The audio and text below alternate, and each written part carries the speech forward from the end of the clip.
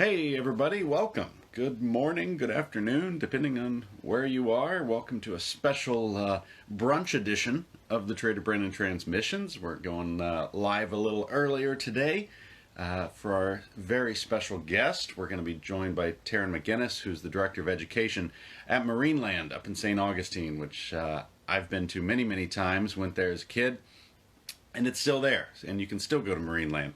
So we're going to talk about the history of Marineland. They're celebrating their 82nd anniversary this year, and I see that Taryn is with us. So let's waste no time.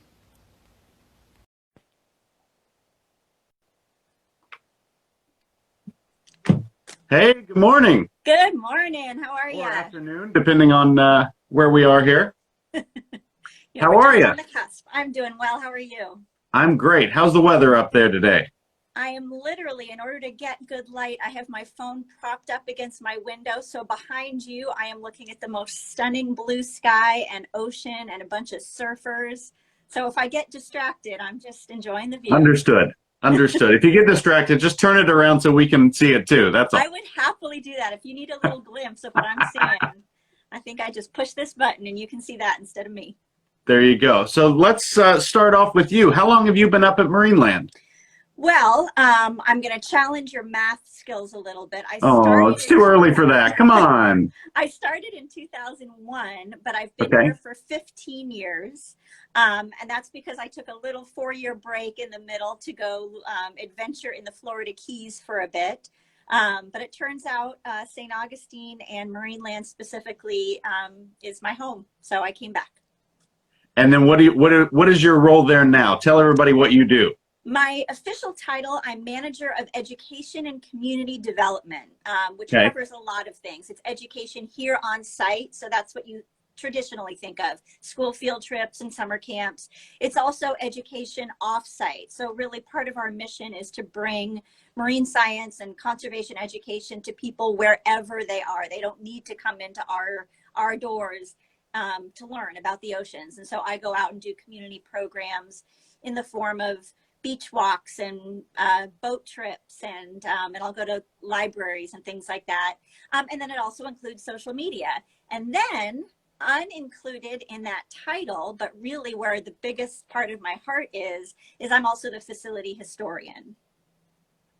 And as you know, this month, next week on the 23rd is our 82nd anniversary. Marineland opened as Marine Studios in 1938. So we're putting on our under eye cream and embracing our old age here. Well, it looks the facility looks great today. Obviously, it's changed over the years, and we'll talk about some of that. But let's talk a little bit about the creation of this. I pulled out some of my fun paper goods. But tell us about the creation of the studio and specifically the four madmen that created it, because their stories are amazing. So you know, I think the reason that we're still here today is because we have evolved and adapted over the years, and so we certainly are not what or who we were at the very beginning. But at the very beginning, in 1938, we opened as Marine Studios, not Marineland. And the reason we were called Marine Studios is because we were really built to be a film studio, an underwater film studio. There you go. And the reason was the founders of Marine Studios were Douglas Burden and Cornelius Vanderbilt Whitney and Ilya Tolstoy. And I can get into each of their individual stories because it's super cool. But the short version is that they each had ties to Hollywood. And one of the things that they knew was really lacking in Hollywood was the ability to get underwater footage for a movie. And that's because scuba diving hadn't been invented yet, and underwater cameras hadn't been invented yet. So if a filmmaker really did need that kind of footage for their movie, what he had to do was actually hire a submarine and the captain would take him down, and then he could film through the porthole windows. And that was expensive and somewhat dangerous. So, so these guys, and again, they all have really cool backgrounds. businessmen and explorers and animal lovers and all of them with ties to Hollywood, they decided that a great business venture would be to build an underwater film studio. And that's what they did. And that was Marine Studios. And that's our roots. Obviously, Whitney was a producer on Gone with the Wind. Yes, he was one of the original funders of the making of Gone with the Wind and a producer. Which is bizarre and crazy in its own right. Right. But he was more than that. I mean, he was this incredible businessman. He was one of the founders of Pan Am Airlines. He had a MBA from Harvard. He had worked all over the place and been involved in just the beginnings of a lot of big businesses. But he was also a real nature lover, and he was on the board of the American Museum of Natural History. So that's his background. He was really, I guess, the most solid businessman of the group. And then Burden and Whitney were distant cousins. And what that means is they were both heirs to that Vanderbilt American fortune. So that oil and railroad fortune, they had. Good for them. And now, one of the things I always tell people is they were from that era when having money meant that you did stuff. Whereas now sometimes it seems like having money means you do nothing. You do nothing, yeah. Right. These guys did everything. They traveled the world. They got advanced degrees. They founded all these businesses. And Burden specifically, he also graduated from Harvard. He was also on the board of the American Museum of Natural History. He was a little bit less of a businessman and a little bit more of an explorer. And one of the cool stories about him is that he was taking a class and his professor mentioned Komodo dragons. And Burden was A, very curious, and B, a little bit skeptical about whether dragons were real. I mean, dragons. So and what year was this? Because I mean, this was pre-Marine Studio, so it was probably the early 1930s. So somebody mentions dragons in the 1930s, you kind of, we got to go find out. Yeah. Right. So anyway, he put together a whole team of explorers, including his wife, actually, and they went to the island of Komodo to confirm that, in fact, Komodo dragons were real, and they are, and they saw them, and they spent months there, actually, living in the jungles. And he has written books and memoirs, and so reading these accounts in his own words is just amazing. But basically, that experience is where his real passion for animals and specifically his real interest in animal behavior began, because what they would do is they would sort of crouch in the jungles and watch, and they would watch the dragons. That's what they were there for. But they got really interested in animal behavior and specifically how all the other animals would behave if there were Komodo dragons close by or when they were gone, and how different that behavior was, because pretty much everything was potentially prey of a Komodo dragon. So animals really behave differently, whether they were bugs or reptiles or birds or mammals. And so that was when he got really interested in animal behavior, and he thought, hey, I wonder if marine animals have behavior that is this complex. And so I think that was sort of when who we are now and everything we've been before, that was when that spark began, while he was in the jungles of Komodo, falling in love with the field of animal behavior.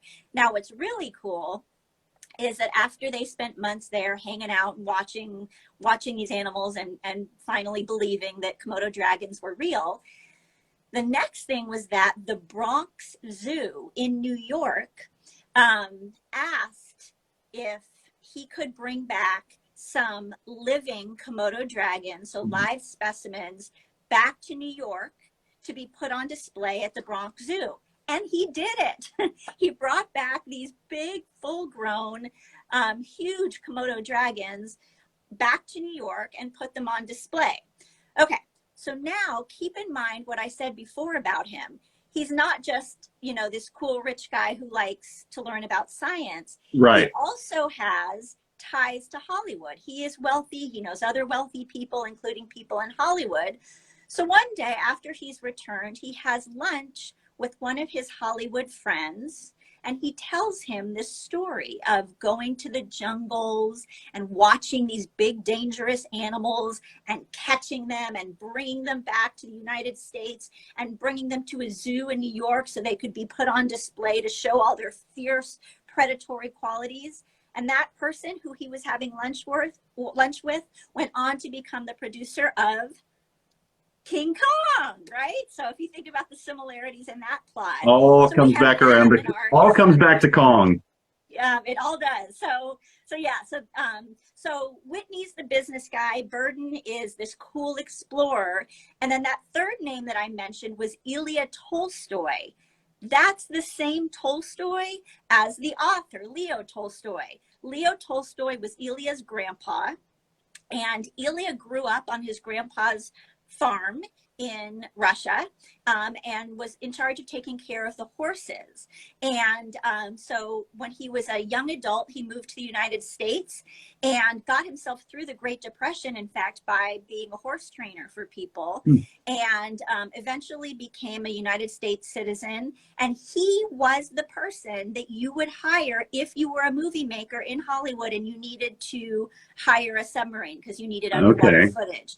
So now you can sort of see you've got these three guys. They all have these different backgrounds and different skills in business, in the love of animals and exploration and science and underwater filmmaking, and they all come together and they come up with this business plan. And it was a wild idea. But what they thought was that, of course, they would build this underwater film studio, which was what they wanted to do, in California, in Southern California, near Hollywood, because Action was going to use it. The reason that that's not what ended up happening is because, as it turns out, just to give you an idea, what they were envisioning was a giant 3-story tall building with windows all the way around on all 3 stories, all the way around the perimeter. They would fill that giant structure with ocean water. I'm pointing because the ocean's right there. Right, it's right there. and then fill it with ocean animals. And then doing that would allow them to then invite the movie makers to come and film through those windows. Well, back in the 1930s, nobody had yet perfected the science of making ocean water. Like nowadays, we can have these amazing aquariums in the middle of the country, right? We've got aquariums in Chicago, we've got aquariums in Atlanta, we've got aquariums in Orlando, these places that are not on the coast, because we've learned how to make salt water. But back then they didn't know how to do that. So this structure was going to need to be built right on the coast. And if you've ever been to California, the Pacific Ocean is different from the Atlantic. Big waves, wild ocean. Yeah. Also, big giant cliffs right up against where the beach is. And it's a lot harder to build right there. So they tried briefly, realized that the West Coast was not the place for them, and they set their sights out here. And it actually wasn't such a crazy idea, because back in the 30s, both Jacksonville and St. Augustine, which is the area where we are, were big players in the filmmaking industry. And what I've heard actually is that if a Jacksonville mayoral election had gone just a little bit different, Jacksonville could be the Hollywood of the East Coast. There was 2 mayors running against each other. One was very conservative and did not like the filmmaking industry in his town, and the other one was less conservative and thought that filmmaking was a great business for Jacksonville, and the more conservative one won, and that was the end of filmmaking. But back when they were making this decision to come to this area, it did make sense. There was a real community of filmmakers already here, and then this so that's how they chose this general area. The specific area where I am right now, they chose because we are on a really narrow barrier island. Right. So the ocean is right here, and then literally right across the street is the intracoastal. And that helps them a lot with a variety of things. There's big pipes that go under the beach, and that's how they pull the water in for the oceanarium. And then it spits right out on the other side and goes into the intracoastal. So it's just an easy way to have a nice cycle of water. And then also because they needed to have a bunch of collecting boats to go out and get the animals from the ocean for the oceanarium buildings. They could dock all those boats in the relative calm of the oceanarium. They could go out through the inlet, which is just right up the road, out into the ocean, do what they needed to do, come right back, dock at the inlet, and carry the animals across the street. So we are lucky because we ended up in this really pretty part of Florida. Yeah, no kidding. We've mentioned it a couple times, and just for those who don't know, what is the difference between an aquarium and an oceanarium? That's a good one, right? So oceanarium is kind of a funny term, and we use it a lot here, but it's not as commonly known.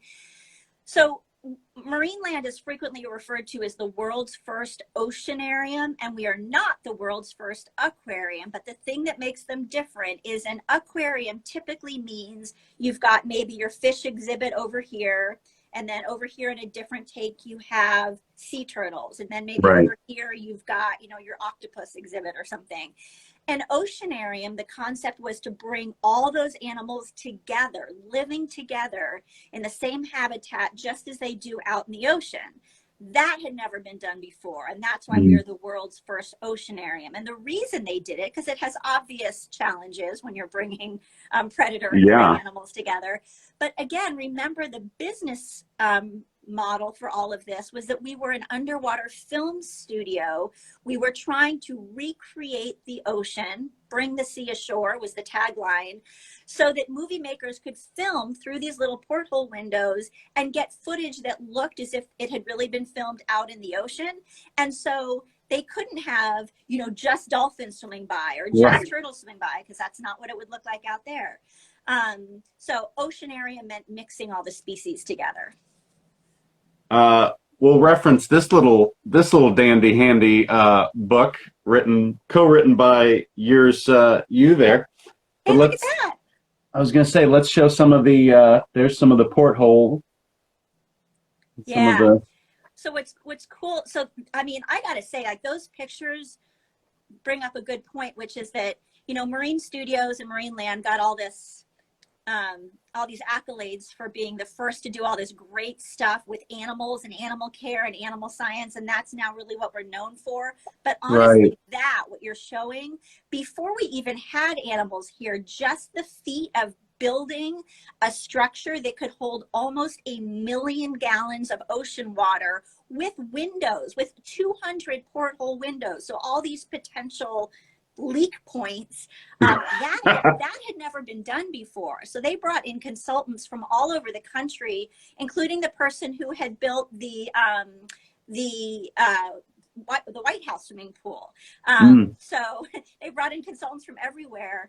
And I think just getting the structure built and getting it filled with water and having it not leak, that was like, they were good to go there. I mean, bringing the animals in and having all of that part succeed was sort of a bonus, A major achievement. I love this little piece, and it goes back to, I think, what made, obviously, it's Marine Studios. This has actually got Marineland, Florida on it, so it's past, where was it? I did my homework. I wrote it down, 1946, when it became Marineland, Florida. But they gave out this wonderful little photographer's guide. Yeah. That showed you, like, the f-stops and how to take the best photos underwater, which cracks me up. And definitely, there's a page for outdoor photography. There's a page for underwater. I think they knew their market, they knew people were coming there to get these amazing photographs, and they thought, well, let's help them succeed so they'll want to come back. Since you're showing that stuff, and since I'm talking about construction, just so folks know, on the Marineland Dolphin Adventure, which is our name now, like I said, we've evolved and adapted over the years. On our social media pages, Facebook and Instagram, and Twitter as well, this whole month, because this is the month of our 82nd anniversary, every day at noon, I have been posting a series of those kinds of neat Yeah. old photographs. So for folks who want to be able to see that more close up or have it stay on the screen, go to our social media. And I'm doing one of these posts every day up until our actual anniversary, which is June 23rd. Got it. When did they decide to let people come in and watch the filming and, you know, make it more of an amusement park as opposed to a theme studio? Right. So it happened unintentionally, actually, is sort of the way it all went down. It took about a year for them to build this facility, and have the animals come and make sure that they had mastered the art of water quality and all of that, so that the water would be really clear, so that the filmmaking could work. It took them about a year to get to that point. And when they did so, they thought, you know what, this has been a big, dusty, loud construction project. So maybe before we bring in all these Hollywood movie makers, we should invite the locals to be able to come on out and see what we've done. So they had kind of a soft grand opening where they thought, hey, we'll invite like the local media, the local politicians, some of the local bigwigs, and we'll make it open to the public. Anybody who wants to come can come and just, see what we're doing. And, I imagine they thought, if they were lucky, maybe a few hundred people would show up. 30,000 people tried to show up. 20,000 of them actually got inside. The other 10,000 never made it past the traffic jam that was completely clogging up A1A. People were abandoning their cars on the road and just walking. So that was June of 1938. And, it's interesting. I've read in their own words what that day was like. And then luckily for us, there are actually some people still living in this community who were there, who went to that, who were little children who were there at that event 82 years ago. So from their firsthand experience, what I've heard is it was really hot, which makes sense. And the Coca-Cola and hot dogs were great. So that's what I've heard from them. What I've read in the notes from the people who are actually working there is that they didn't actually feel totally ready to open. And any of us who've ever worked at a place that had a grand opening, you never really feel ready. No. They didn't have as many animals as they wanted. They weren't sure about everything. So they were nervous about letting all these folks inside their doors. So what did all the upper management, Tolstoy and Burden and Whitney, do? They hid in their offices while all the frontline people had to be out there talking to the public, right? So nothing's changed. Yeah. So they're in their offices. 20,000 people are coming through the doors. Finally, the woman who was the ticket taker came into Douglas Burden's office, dumped a bag of money on his desk, and she said, "You've got to go out there and hear what they're saying. These people love us." And those people were not there because they wanted to watch a movie being made. Right. They were there because they wanted to see these animals up close. And one of the really amazing things to me is to think that this coastal community, St. Augustine and the surrounding areas, are all about the beach and the ocean. But back then, the relationship with the ocean was really just one of dominance and fear. All the animals out there were either scary and they probably wanted to eat me, or they were delicious and I wanted to eat them, or they were competition because they were eating the thing that I wanted to eat. And so either way, people just wanted to kill them, just wanted to get rid of them.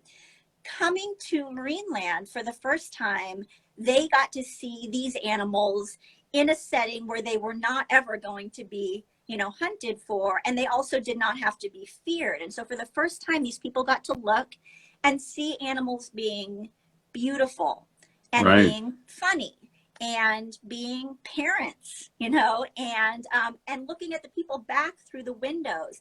They also got to see the animal care staff who worked at Marine Studios going into the water with all these animals and hand feeding them and taking care of them. And that modeling of behavior that showed, hey, you don't have to be afraid and you don't have to dominate these animals. We're going into the water with them to feed them and to clean their home and take care of them. It really fundamentally changed the way this local community felt about the oceans and ocean animals. And so back to your question, when did it officially sort of stop being a film studio? It from day one, it was open to the public. So on that day, the founders, being Yeah. smart business guys, said, all right, clearly there's a need here that we didn't realize.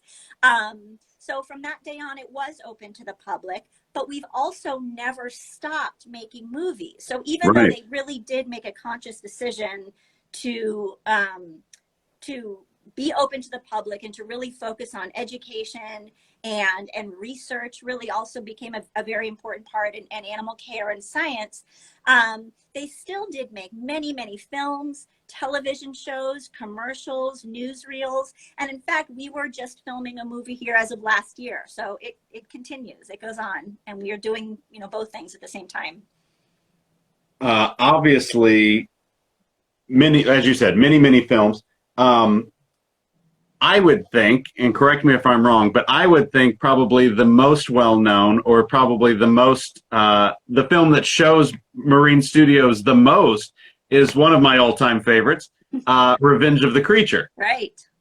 And I pulled a couple photos, and this one cracks me up because I just noticed it today, but you can still see the Marine Studios sign on the side of the building, even though it was portrayed as Ocean Harbor in the film. But I pulled a couple and did photos. You know that was Clint Eastwood's first movie? Uncredited, I think, but it was uncredited. But yeah, there's the beach on the top that you're looking out your window at, and there's the gill man down in the tank there. Let's see if I can I don't know if I can show you. Yeah, that's my view right now. Yeah, that's a terrible view. Yeah, sorry. This can be your view too if you come to visit us. It's awesome. I was gonna say, I feel like that just needs to be a screensaver when I'm not actually doing the show. We'll just let that run live. Yeah, it is. I mean, we are so lucky that we're still here on this piece of land. Yeah, so Revenge of the Creature is an amazing movie if you want to be able to see what the original facility looked like. Now, the sad news, unfortunately, is that nothing lasts forever. So those original oceanarium buildings, the ones that were originally built here as a film studio, they no longer exist. Just everything that you build here on the coast that is constantly getting beaten down by the wind and beaten down by the salt, nothing lasts forever. Those structures actually just came down in 2006, and they're actually built in 1937. So that's a pretty good life. That's amazing. That blows my mind. Yeah, it was amazing. What happened? So the original structures, the oceanarium was actually divided up into two structures, a circular oceanarium and a rectangular oceanarium. And they were connected by a little flume that could be used for quarantine if needed. And then they were both fed by, straight ocean water. And great. So there's the design. Now, what's cool? So we had the circular and the rectangular. I have all of our old blueprints, and I'm able to see that they actually also originally wanted a triangular oceanarium, and that one didn't get built. But interesting. A whole geometry theme going on. Anyway, in 2004, those of you listening who live in this area may remember that was quite a summer for hurricanes. We had Charlie and Francis and Jean, and none of them did anything terrible to us right here, but all of them just sort of beat up on an already really aging facility. And there was a lot of just little superficial damage that either we were going to have to spend a good amount of money kind of putting Band-Aids on, or we could kind of take it as a sign and say, hey, you know what? We deserve better. The community deserves better. The animals deserve better. We now know, so much more about what animals need. And so we actually closed at that point in the fall of 2004 and built the facility that we now operate out of. So Marineland, the current structures. And the dream was, and this would have been great if we could have made it work, the dream was that those original structures would have served as the best museum ever. And we could have put, we have everything. We have all the old film equipment and laboratory equipment and HR documents and old movie scripts and internal memos, and to be able to put that all on display would have been amazing. Absolutely. But the engineering required to take a building that was built to have the outward pressure of water in it and turn it into a building that's dry and doesn't have water in it is pretty intense. And when the engineers came to look at it, the combination of what that would have required and how old and already kind of beaten up the structures were, they said that they just needed to come down. So if you come here now, what is currently our parking lot, that piece of land was the footprint where the original structures were. So you're kind of standing on kind of hallowed ground if you're there. And sometimes you can still find little pieces of cement with a little bit of turquoise paint on them. And that's from you should keep those. That's from the original structure. So they had to come down. That was in 2006 when they came down. But we are still certainly the original, business of connecting people to the oceans, and we are still on the same piece of land here. We'd be remiss not to talk about the famous dolphin shows. Yeah. So just for here's a moment there. Little kind of fun fact. Little old Marineland, we're not a giant facility, and here we are in St. Augustine and Flagler County right here, not one of the most, famous aquariums or zoos in the world, but where I am right now is the place where it was first discovered that you can train dolphins. So now just think, you can go all over this country, all over the world, and see, amazing shows and presentations and dolphin interactive programs that are all based on really the science of animal training. Well, that was discovered here in this little place right out the window. And the way that happened was because what you just showed, the world famous jumping dolphin show. Yeah. There you go. Okay, so you can see there's a guy standing sort of elevated over the water, and he's holding fish, and the dolphins are jumping. But the way that happened, again, as many parts of our history, was totally accidental. It was originally the belief that every marine animal needed to be fed underwater so that they could eat the way they would have eaten out in the ocean. So every day, multiple times a day, a diver would go down into the water with a basket of fish and hand feed the turtles and the fish and the sharks and the dolphins. And this was, again, before scuba diving. So they had to wear these big, giant, heavy helmets. Yeah. That were fed with air with a tube, and somebody at the top is manually pumping the air. So you really had to, trust your coworkers. Yeah. And so it was hard. These guys had to be really strong, and they're trying to climb down a ladder to get in the water. They're wearing this heavy helmet. They're carrying a heavy basket of fish. And dolphins, being dolphins, were like, woohoo, the fun guy is here to play with us and to give us food. So they're all kind of up in his business, as dolphins tend to be, making it hard for him to get in the water where at least he can be weightless, and have an easier time moving around. So this was always a challenge for the divers. The divers always knew, oh man, the dolphins are going to make it hard for me to get in the water. So you can imagine the logic in one of the divers' minds where he took a fish from the basket and just threw it out into the, further out into the water so that the dolphins would swim away going to get that fish, and he could finish climbing down the ladder and get in the water. Makes sense. Totally, right? You could understand how he would have done that. Well, the first time that a diver did that and a dolphin caught the fish mid-air before it even fell in the water, and the whole audience erupted into applause, and the businessmen, maybe just peeking their heads out, thought, oh, look at that. Is this a thing that we can do? And that ultimately is what led to what you were just showing, the world famous jumping dolphin show. Yeah. Now that skyrocketed Marineland to being the number one tourist attraction in Florida. Everybody wanted to see this, and it was amazing. But what it was not was real animal training. It was just holding a fish and seeing what the dolphins would do. And if they wanted to do something, they would. And sometimes it was amazing. They would jump and spin and leap. But if they weren't interested, they would do nothing. There was no real communicating happening other than, I got this fish, you can come get it if you want it. So even though that looks like an amazing dolphin show, it wasn't based on animal training. And the general belief around the world was that you couldn't train marine species because they're too different from us. And so much of animal training is about developing a relationship and communicating. And people thought you'll never be able to do that with any kind of an ocean animal. But internally, among the staff, among all the jump masters, what they called the guy who held the fish, Okay. also the divers, also just the maintenance people who would walk by the windows, and there was always one dolphin, the same dolphin, who would always come and kind of follow them along the windows or whatever. Everybody had their own stories of developing relationships with the dolphins. And so internally, they kind of started to doubt whether this long held belief that you couldn't train marine animals might be wrong. Yeah. And finally somebody said, well, hey, if ever there was a place to do an experiment and find out, it's here. So they ended up hiring a guy who he was actually a fourth generation animal trainer with the circus. So he was a good, well-established animal trainer, just certainly never with dolphins.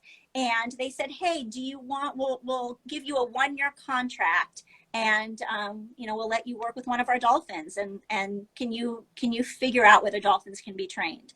And he said yes. His name was Adolf Frone, and he quit his job with the circus. He moved here, and you kind of know how that story ended. That's him right there. So Adolf Frone never learned to swim, so all of his training was either from a boat or from just the side of the habitat that the dolphin was in. That dolphin is named Flippy. And here's a fun little side note. Adolf Frone specifically requested that he work with a young female dolphin because he felt that females of all species were more trainable. They said, sorry, the dolphin we have for you is male. He said, all right, whatever, I'll take what I can get. And anyway, within that year, he trained 6 different behaviors, and they kept it top secret. It was an experiment. They didn't know how it was going to go, so they didn't tell anybody that they were doing it. When at the end they realized, oh my gosh, this is going to be a success, they invited the media out. So I have this great photo of like 20 photographers for various, print media taking pictures of this dolphin and this guy working together. The next day they all printed this story, and the day after that, everybody came here to see the world famous educated porpoise. We actually never had porpoises here, totally different species, but they referred to them as porpoises. And from that point on, they began building a dolphin stadium so they could showcase an actual trained dolphin show. And there it went. Now, we got to enjoy a brief moment of time where we were the only facility with trained dolphins. But Adolf Frone, the guy that we had brought in here to be a dolphin trainer, he ended up leaving, and he went to the Miami Seaquarium and took all his secrets with him. And so then, the secret was out and everybody was training dolphins. But it's just operant conditioning, the way that you can, train all other animals, including your dog, your cat, your goldfish. It's knowing what your animals love and rewarding the behavior. Yeah. Here's a shot of Ripley. Yeah. Oh, Ripley, believe it or not, feeding. Yeah. So he actually did a bunch of crazy things here. He swam with sharks, which wasn't quite so crazy, but other sort of odd things. We were frequently featured on his believe it or not, TV show. Right. Yeah. And then being that so many of our viewers enjoy tiki bars and whatnot, when you guys had the Moby Dick lounge. Yeah. So Marineland now is really just the animal exhibits. Right. But Marineland of Florida of days gone by was a much larger facility. Yeah. And it included, besides a lot of animal exhibits on both sides of A1A, much larger than we are now, it also had all these sort of support buildings. There were multiple hotels, there was a campground, there was a kids playground, there was a movie theater, and there were all these restaurants. Well, the biggest, most beloved restaurant was the Dolphin Restaurant, and within that was the Moby Dick Lounge, which was this bar, and it had that view. So you can imagine how nice that was. Yeah. And the really cool thing was that the architectural style of all of Marineland was something called nautical moderne, which basically just meant everything looked kind of boat-like. So there were masts and flags everywhere. And so to continue that architectural style within the Moby Dick Lounge, there was a bar that was actually a boat. And not only was the bar a boat, but the bartender could flip a switch and the boat would rock. Um, and so you could be sitting there with your drink going, whoa, what's going on? And that was also still all here until 2006. And Marjorie Kinnan Rawlings, the author with The Yearling and Cross Creek, she and her husband were the owners of the Dolphin Restaurant. And so she would hang out there a lot and have drinks.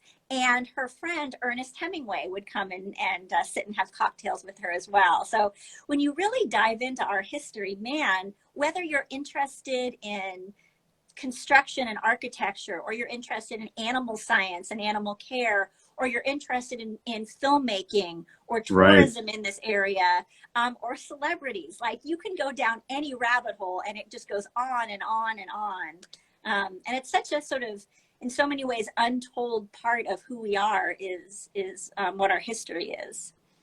It's so crazy. So what's the plan moving forward for the next 82 years? What's your mission nowadays? So the mission nowadays is absolutely education. So we continue to be here specifically to connect people with animals. And we have bottlenose dolphins, we have sand tiger sharks, we have sea turtles, we have a whole bunch of fish and coral and invertebrates that are all here for various different reasons and from various different places. The sharks are here as part of a reproductive research program. This is a species of shark, sand tiger sharks, that are native to this area, but their numbers have plummeted. And so we want to learn more about successfully breeding them in aquariums. The sea turtles are all here because of diseases or injuries that make them non-releasable. So there's a lot of great conservation work and research and always education. But like I said at the beginning, I think the reason that we're still here to tell our story is because we have always just evolved and adapted as we've needed to stay current and to continue to be what this community wanted us to be. And one of the things I always like to tell people is that while we were, I think, very influential in guiding the local community's relationship with the ocean, I think the reverse was also true. The local community has really helped to guide us over the years as we've evolved. You know, we were the first place to train dolphins, and we had those big sort of old-fashioned traditional shows of dolphins jumping through hoops and playing basketball, and that was amazing at the beginning. That just blew people's minds and made them, I mean, back in the day, dolphins were used as target practice. You know, there was no love for dolphins like there is now, but it was because of seeing them up close, watching them have babies, watching them be funny, watching them be acrobats. But then that pendulum really sort of swung from we don't care about dolphins to, oh my gosh, they're funny and entertaining. And it really kind of went this way to, they are so amazing and such precious animals. We just want to be in their presence, and they don't need to perform for us. We want to help take care of them. We want to be in their space with them. We want to feed them. We want to just love on them. So we've actually adapted over the years away from doing dolphin shows, and now we do like a trainer for a day, so people can come here and learn about how to take care of dolphins. And we are doing other in-water interactive programs and out-of-water interactive programs, so regardless of your age or your physical ability or your comfort in the water. So that's what we're doing now. So, you know, what we'll be doing in the next 82 years, I mean, I guess I would open that up because we've been flexible and adaptable and listened to what the folks wanted, and you know, who knows what they'll be saying about current times and our history in, 82 years from now. Yeah. And you've got some dolphins that have birthdays today, don't you? Not today. Or was that yesterday? We had Tokoi had a birthday on the 11th, and Ake will have a birthday on the 17th. So it's summertime, and while dolphins really can have babies year round, summertime and early fall is the big baby season. So we always have a lot of birthday celebrations this time of year. Funny. Yeah. Well, Taryn, this has been great. I thank you very much for coming and chatting with us. I know the time change may not have all the live viewers we want, but I know people are going to be rewatching this one as soon as they wake up. So this will be a popular one, and congratulations on the 82nd anniversary and everything you guys are doing up there. I would highly recommend that anybody should go on Amazon or go pick up this lovely book of yours. And then once everybody's back to normal, and go up to Marineland and hang out with some dolphins. And just so you know, we are open. We are open. Okay. We have a lot of great safety protocols in place that ensures that we're safe and you're safe. But we are open, and you know, this was a hard time for everybody. It was really especially hard for zoos and aquariums because no income was coming in, which everybody understands, but also all of our expenses were the same because we still had all of our animals to take care of. And so wherever you are watching this from, whether you're here locally or around the world, go visit your local zoo and aquarium as they reopen, because they all need your love. Yeah, for sure. Karen, thank you again. Go enjoy that view, and we'll see you soon. All right. You guys can enjoy the view too. Perfect. Thanks, Taryn. I appreciate it. Bye-bye. Bye. All right, there we go. Make that your screensaver.